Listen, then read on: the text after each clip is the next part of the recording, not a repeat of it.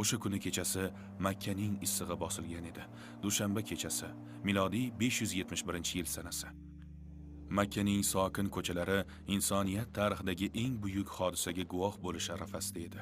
Abdul Muttalib ushbu lahzalarni anchadan beri kutardi. Nihoyat xushxabar keltirildi.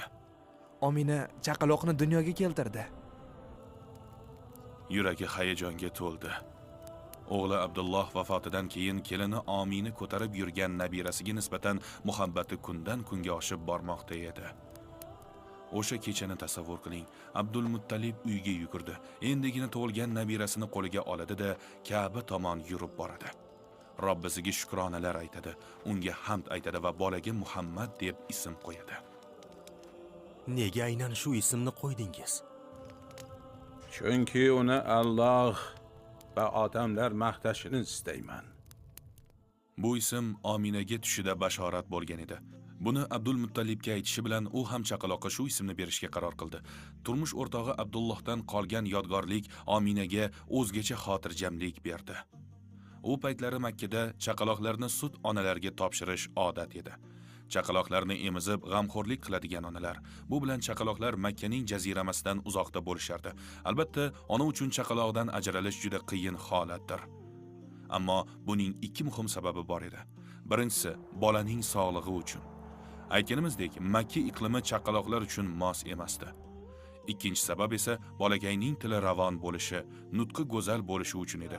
U paytlari notiqlik va go'zal so'zlash arab jamiyatida asosiy o'rinda turardi. Chaqaloqlar Banu Sa'd yurtiga yuborilardi. U yerda ular cho'l va ochiq tekisliklarda erkin o'sib ulg'ayishlari va arab tilini sof, eng go'zal shaklda o'rganishlari mumkin edi. Sut onalar odatda badavlat va aslzoda xonadonlar chaqaloqlarni qidirib yurishardi. Bu orqali bolaning oilasi bilan qalin aloqalar qurilishi mumkin edi. Bolaning otasi tiriklik chog'ida ulardan mehr-muruvvat olishlari mumkin edi. Muhammad alayhissalom ham taniqli oiladan edilar. Bobosi Abdul Muttalib Makkaning sayyidi edi, ammo qarib qolgandi. Otalari esa Muhammad tug'ilmasidan avval o'tib ketgan edi. Yetim bo'lganliklari sabab sut onalarning hech biri uni asrab olishni istamasdi. Xo'sh, endi nima bo'ladi? Nahotki hech kim ularni olmasa, jazirama issiq shaharda ulg'aydilarmi? Omina chorasiz qolgandi. Sut onalar chaqaloqlarni olib birma-bir Makkani tark etishini kuzatib turardi.